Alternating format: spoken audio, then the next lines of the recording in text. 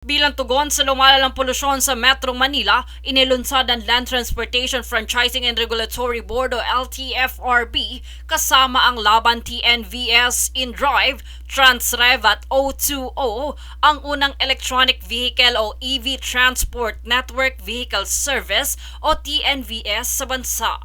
Layunin ng proyektong ito na bawasan ang carbon emission at mapabuti ang kalidad ng hangin sa lungsod sa pamamagitan ng paggamit ng mga sasakyang dekuryente sa halip na degasolina.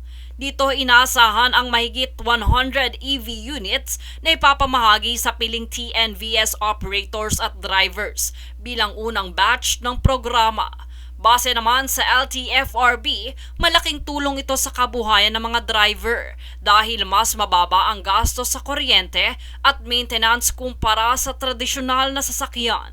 For traditional gasoline engine, alam naman natin yung konsumo ng gasolina ngayon, no? Tapos hindi siya ganun ka-stable when it comes to pricing. Every week, alam naman natin, nagbamahal. Pero for electricity, alam naman natin, no, may mga company na handang magbigay ng subsidy for electricity for charging fee. Ibinahagi rin ng ilang naunang drivers na mas tahimik at komportable ang biyahe ng EV, kaya mas magiging magaan at maliwalas ang karanasan ng mga pasahero. Sa tulong ng mga partner organizations, magkakaroon ng training at orientation ang mga driver sa tamang paggamit at pag-charge ng EV upang matiyak ang kaligtasan at kahusayan sa biyahe. Ongoing din ang konsultasyon ngayon sa LTFRB. Tinitignan po natin na pinapangarap din natin na magkaroon ng sariling bahay yung mga drivers. At pangalawa, yung seguridad nila sa kalusugan dahil alam nyo, 12 to 16 hours nagmamaneho mga drivers para kumita ng sapat. Delikado po para sa kanila, yung sa kanilang kalusugan, yung mahabang pagmaneho sa kalsada. At pangatlo po, siyempre mga anak niyan, hindi na dapat nila pinoproblema yung scholarship program ng mga drivers ng InDrive. Bahagi pa nila mainam ang karanasan ng mga pasahero sa bagong EV-TNVS dahil tahimik at maliwalas ang biyahe, walang amoy usok o langis sa loob ng sasakyan at mas malamig ang air conditioning kahit naka-idle. Dahil sa instant acceleration ng mga EV, mas smooth at mabilis ang biyahe, habang ang mga modernong safety features gaya ng rear camera at automatic braking system ay nagbibigay ng dagdag sa seguridad.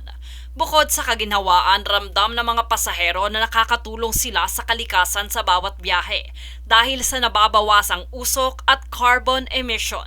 Nabahagi rin ng grupo na suportado rin ng Department of Environment and Natural Resources o DENR ang proyektong ito bilang bahagi ng National Clean Air Month na layuning isulong ang mga hakbang para mas makakalikasang transportasyon.